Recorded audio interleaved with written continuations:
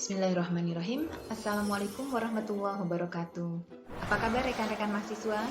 Kali ini kita akan sama-sama membahas tentang sistem informasi manajemen pendidikan Islam.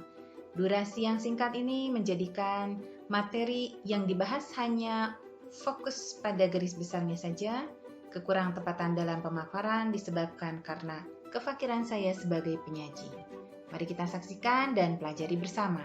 Sistem informasi manajemen dapat dipahami sebagai satu data yang diolah dan dianalisis sehingga menghasilkan satu informasi yang berguna bagi para pemangku kebijakan. Di sisi lain juga dapat dipahami sistem informasi manajemen adalah sebuah metode formal yang menyediakan informasi yang tepat dan akurat bagi para pemangku kebijakan. Rekan-rekan mahasiswa, informasi yang telah dianalisis kemudian dijadikan sebagai dasar dalam pengambilan keputusan merupakan refleksi dari bagaimana berpikir HOTS atau keterampilan berpikir analitis dari para pemangku kebijakan pada saat mereka menghadapi persoalan yang harus dicarikan solusinya. Setelah mengulang kembali tentang memahami apa itu sistem informasi manajemen, mari kita membahas tentang pendidikan agama Islam. Dalam peraturan pemerintah nomor 55 tahun 2007 tentang pendidikan agama dan pendidikan keagamaan, kita pahami tentang pendidikan agama. Definisi dari pendidikan agama adalah pendidikan yang memberikan pengetahuan dan membentuk sikap kepribadian dan keterampilan peserta didik dalam mengamalkan ajaran agamanya yang dilaksanakan sekurang-kurangnya melalui mata pelajaran atau mata kuliah pada semua jalur, jenjang, dan jenis pendidikan. Sementara fungsi dari pendidikan agama yaitu membentuk manusia Indonesia yang beriman dan bertakwa kepada Tuhan Yang Maha Esa, serta berakhlak mulia dan mampu menjaga kedamaian dan kerukunan hubungan inter dan antar umat beragama. Sementara tujuan dari pendidikan agama yaitu untuk berkembangnya kemampuan peserta didik dalam memahami, menghayati, dan mengamalkan nilai-nilai agama yang menyerasikan penguasaannya dalam ilmu pengetahuan teknologi dan seni. Pendidikan agama dinaungi dalam Undang-Undang Sistem Pendidikan Nasional menjadi mata pelajaran atau mata kuliah yang wajib pada jalur jenjang dan jenis pendidikan, khususnya jalur pendidikan formal, sehingga lulusan harus diarahkan untuk mencapai standar kriteria yang sudah ditetapkan. Capaian mulai jenjang pendidikan dasar, jenjang pendidikan menengah, dan jenjang pendidikan tinggi tentu berbeda sesuai dengan kedalaman dan keluasan materi yang dipelajari. Di lapangan atau di tataran empiris, terjadi satu hal yang kontradiktif di mana berdasarkan hasil penelitian, pada jenjang pendidikan tinggi masih banyak ditemukan mahasiswa yang belum mampu melakukan ibadah, kalau dalam pendidikan agama Islam, melakukan ibadah salat dan membaca Al-Quran dengan baik dan benar. Ini tentu menjadi persoalan yang sangat krusial yang harus dipahami oleh para pendidik baik guru maupun dosen. Sehingga sesuai dengan kriteria yang ditetapkan pada jenjang pendidikan dasar, yaitu terdiri dari PAUD, SD atau MI sederajat, SMP atau MTS sederajat, diarahkan untuk menanamkan karakter sehingga peserta didik memiliki sikap dengan nilai Pancasila, memiliki kompetensi literasi dan numerasi. Untuk PAI tentu diarahkan kepada pemahaman akan akidahnya, mengetahui syariah, bagaimana melakukan ibadah atau muamalah, dan berakhlak yang baik. Pada pendidikan menengah difokuskan untuk lulusan diarahkan pada penguasaan kompetensi yang lebih dalam dan lebih luas daripada jenjang pendidikan sebelumnya. Sementara pada jenjang pendidikan menengah kejuruan, contoh adalah MA, MAK, dan pesantren muadalah, diarahkan lulusan ini diharapkan untuk menjadi orang yang ahli dalam bidang agama sehingga akan menjadi juru dakwah.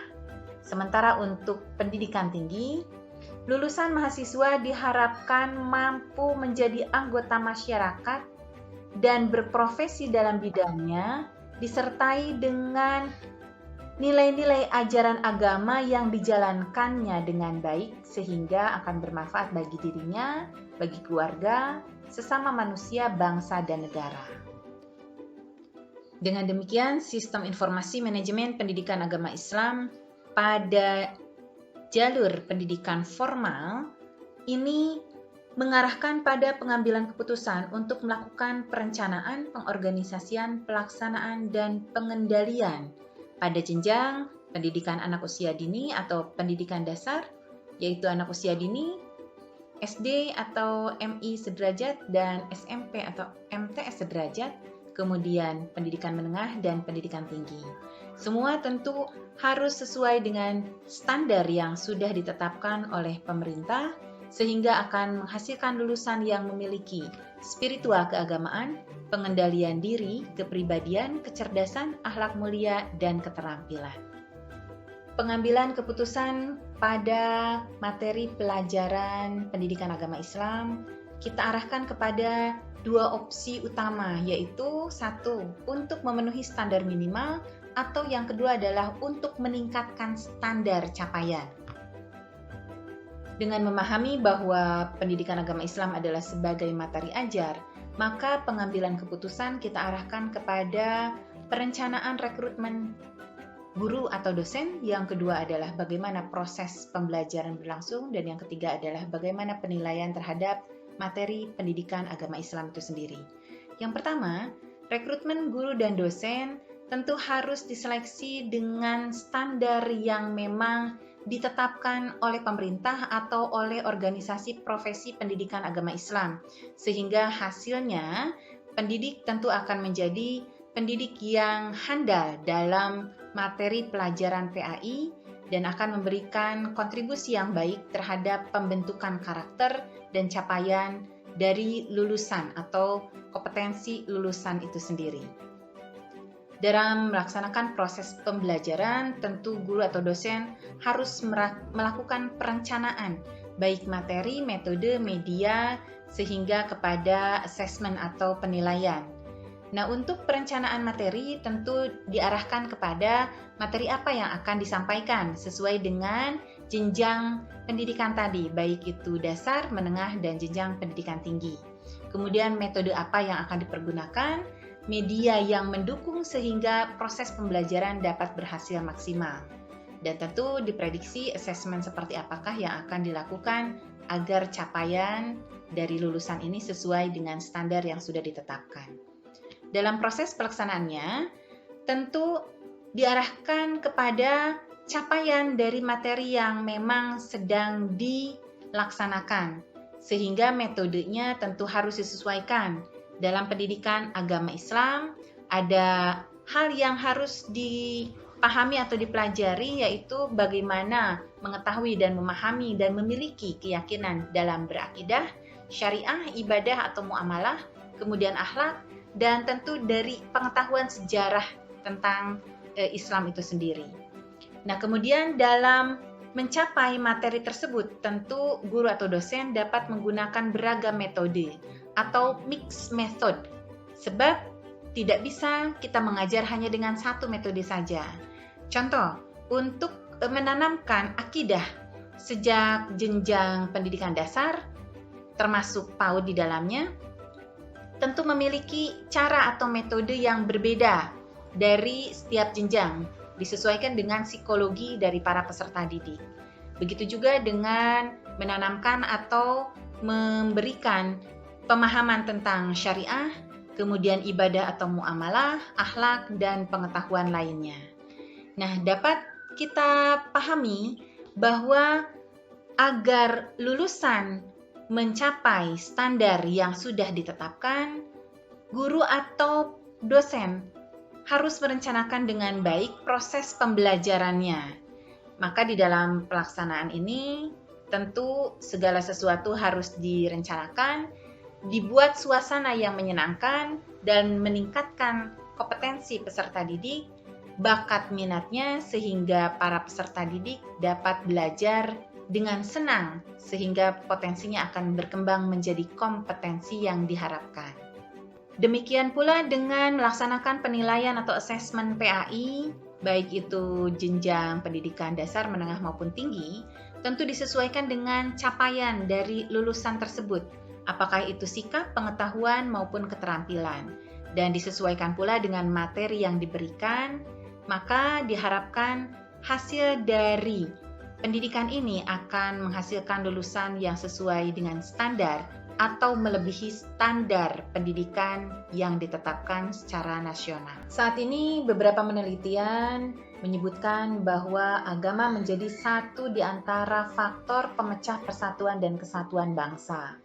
Hal ini disebabkan adanya perbedaan dalam memahami agama yang dianutnya. Sehingga ketika terjadi perbedaan sudut pandang dalam memahami ajaran agamanya, inilah yang menjadikan sumber konflik baik antar umat beragama ataupun inter umat beragama itu sendiri.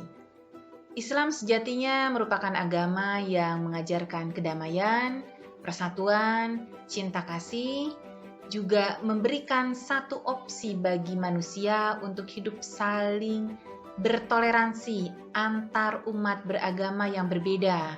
Sebab sudah sunatullah Allah memberikan pemahaman yang berbeda, tinggal bagaimana kita mengambil keputusan apakah kita akan hidup dengan damai dan menjalankan apa yang kita bisa kerjakan dalam profesi kita untuk mencapai kehidupan yang lebih baik, yang sejahtera dan saling melengkapi, ataukah kita akan hidup dalam konflik yang berkepanjangan sehingga dapat merusak persatuan dan akhirnya menjauhkan masyarakat mencapai kesejahteraan hidup. Semua kembali kepada keputusan kita dan pemahaman kita dalam beragama. Harmony and diversity. Manusia diciptakan beragam dengan lingkungan alam yang juga bermacam-macam. Dengan memahami ajaran agama dengan baik dan benar, maka insya Allah kita akan hidup saling berdampingan dan melengkapi satu sama lain untuk mencapai kesejahteraan dan kebahagiaan hidup. Demikianlah uraian singkat dari Sistem Informasi Manajemen Pendidikan Agama Islam. Sampai jumpa pada video pembelajaran atau video-video lainnya. Wassalamualaikum warahmatullahi wabarakatuh.